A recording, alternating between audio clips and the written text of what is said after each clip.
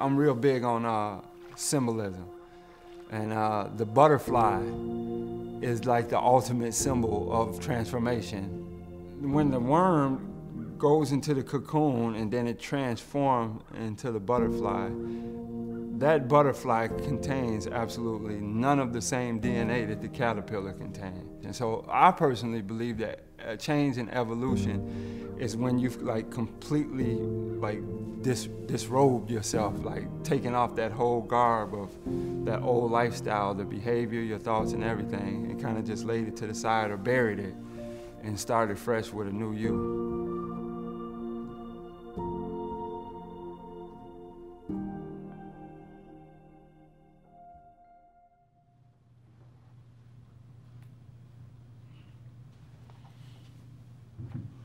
Hi, my name is Patrick Roland Bay. I was incarcerated from 15 years old to 44 years old for murder and attempted murder.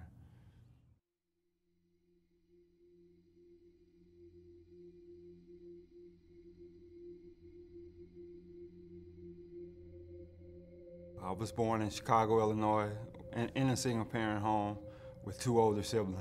I started early struggling because my mother was on welfare, and she was single with 3 boys, and she didn't know how to, completely raise 3 boys and corral all of us and guide us in the right direction. I got into a lot of mischievous behavior that never got corrected, or was never oversaw by somebody who could have steered me back on the right path, and so it continued to progress and gain strength. 10, 11 years old is when I really started going into the court system and standing actually in front of a judge.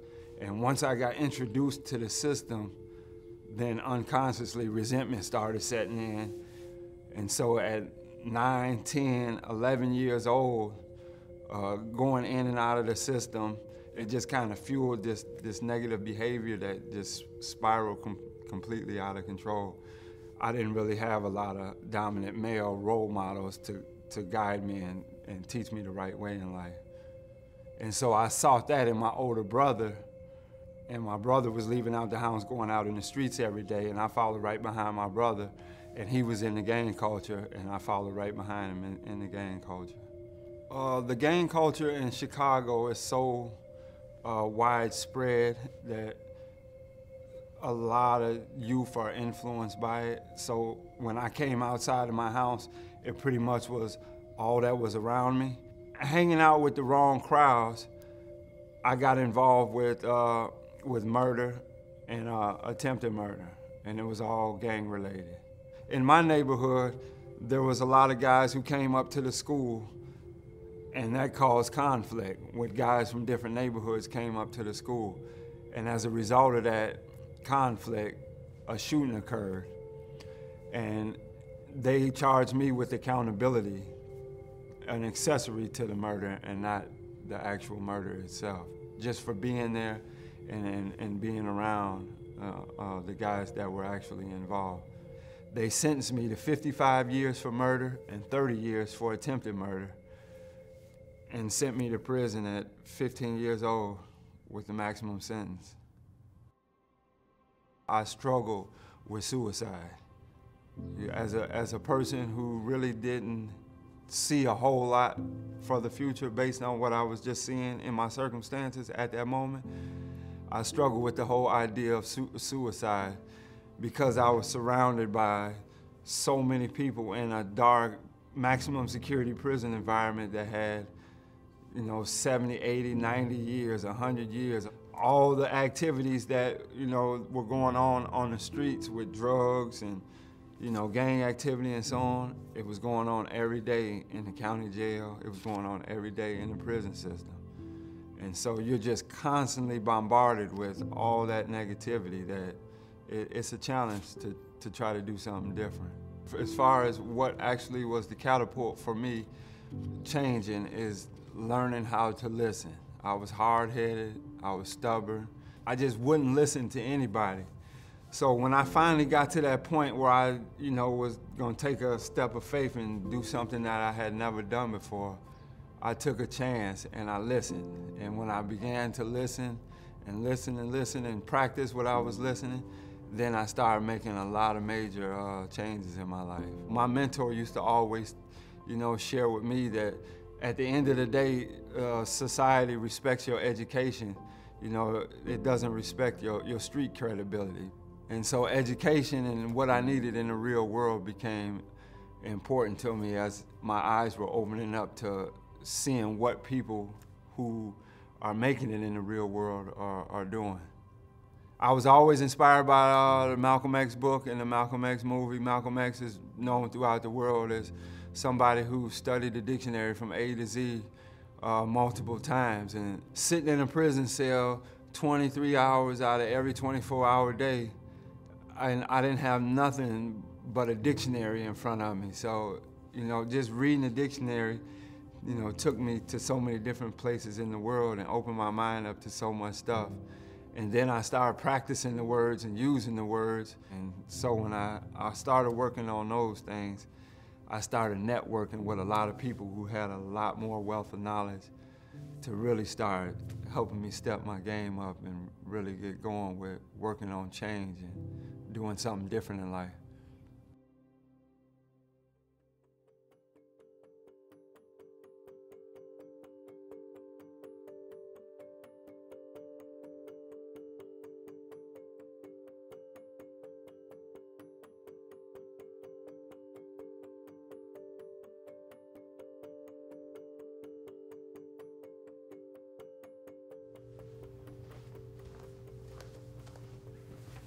Individuals can always change. Individuals can always better themselves. And it's very important for me to tell Patrick's story because of the impact that he's had not only on myself but within the community. Patrick, how's it going?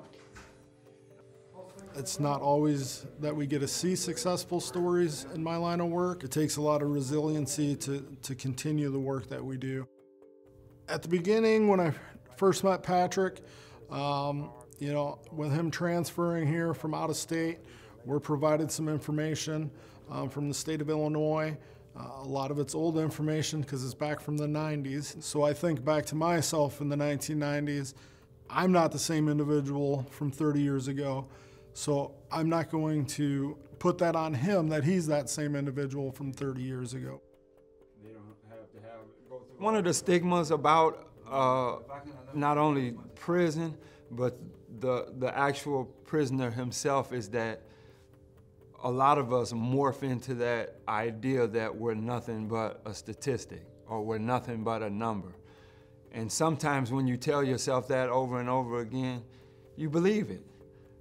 And so a lot of guys don't have any faith that when you deal with people in different bureaucratic levels of government, like the judicial system here, that they're going to respect you any higher than you perceive yourself. So if you think you're a number, then that's how you're going to perceive or think that your parole officer is going to perceive you.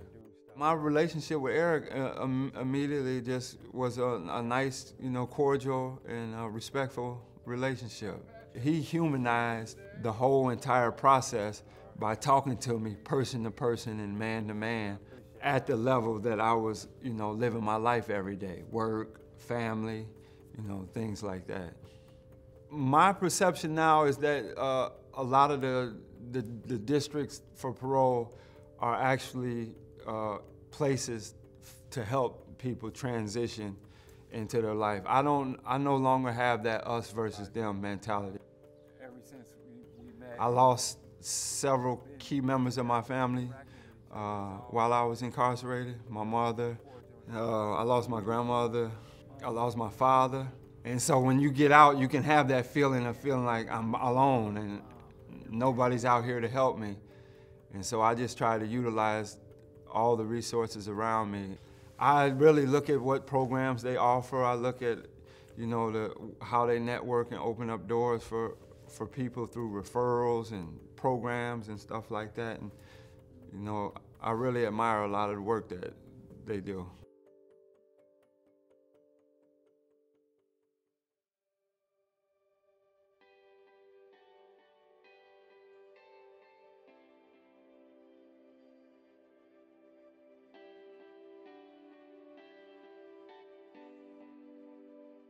Seeing a man transform his life is powerful. The opportunity to work in depth with a person rather than a superficial level, really get to know them, really see that change in their life that can happen, it's huge.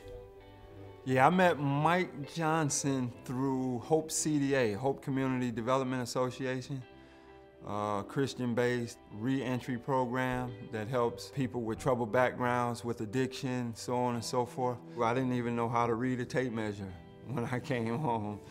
And I went from not reading a tape measure to working and restoring houses and building houses and stuff like that. So that was like a catalyst for making my transition, because all the people that I networked with while I was at that transition program is the reason why I was able to comfortably start my own business and grow my business, because it was all of their resources and networks that really helped give me the push that I needed.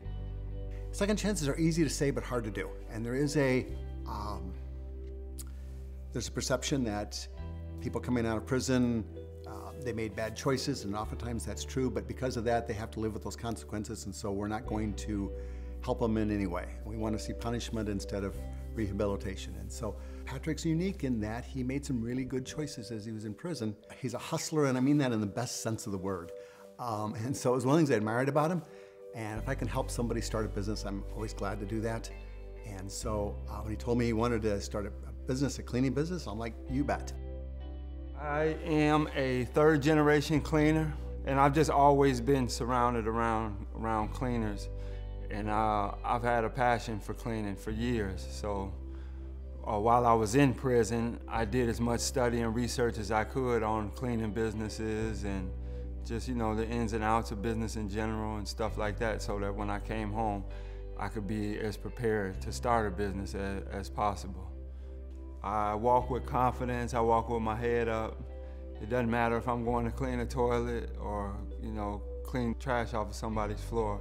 And I work with respect and integrity, not just for myself, but I put all of that into the work. I mean, sometimes my wife and I are in awe of the change that has happened in his life, from where he was 4 years ago to where he is today. I've seen Patrick change in everything from his confidence level to his, I don't know, it's hard to put into words. Sorry. Patrick, he's changed across the board. He's taught me to really give people that second and third chance, right? That because you made a mistake, it doesn't have to define your life. Being able to break that mold has been powerful to see.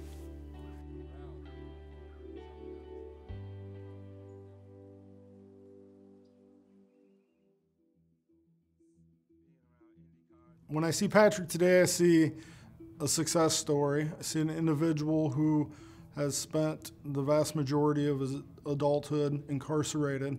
And here's an individual that has obtained a driver's license, has had stable residence, got married, started a family, started his own business, and has been successful at that. Those are stories that hit home to us that the work that we are doing is noble and good work, and that there can be success through our efforts. I feel that the future is very bright for Patrick. He's shown in all the time that I've known him that, you know, when he sets his mind on something, he's able to achieve it. And then he just doesn't stop there. He, you know, it's okay, now what? And keeps pushing that bar and keeps working towards bigger and greater things. And I think that, you know, the sky's the limit for Patrick when it comes to where he wants to be in the future. Today I'm married. I never thought I'd be married. I'm a father. I never had any goals or aspirations for being a father. I'm in a good place emotionally and spiritually. I'm just overall a genuinely happy person. I wake up every day with a genuine smile. I joke a lot. And I just, you know, I'm happy. I don't live with a lot of resentment. I'm not sad that, you know, I lost so many years of my life to prison because I was trying to be loyal to a street code, and so I embrace what I've been through. One of the biggest misconceptions about people in the system is that all prisoners are bad people, right? Because if you've been convicted of a crime, and you know, people love to call you a criminal, they love to label you a criminal. When you strip away the gangs and you strip away the guns, the colors, the clothes, and everything, and you actually able to sit and talk on a daily basis with somebody's, you know, just raw and uncut self, you know, you see that they're just as human as the next person, and they made some bad decisions in life, and not everybody in prison is a bad person, even though they've done some bad things. I'm real big on how you think about situations, because that becomes your reality for you. It becomes either your sense of freedom or it becomes the prison that you live in. And for me, my thoughts were so negative and so self-defeating and so abusive that once I started to change the way that I thought and entertain things, it was a game changer for me. When I look at like how I live my life on a daily basis, you don't see an ounce of prison in me. Like, you can look at certain individuals who are stuck in that criminal and addictive lifestyle, and you can kind of see prison in them. Like, they're wearing prison on themselves, and a lot of them don't realize it. My biggest accomplishment is completing my parole and, you know, living my life without any thought or reservation about ever going back to prison again.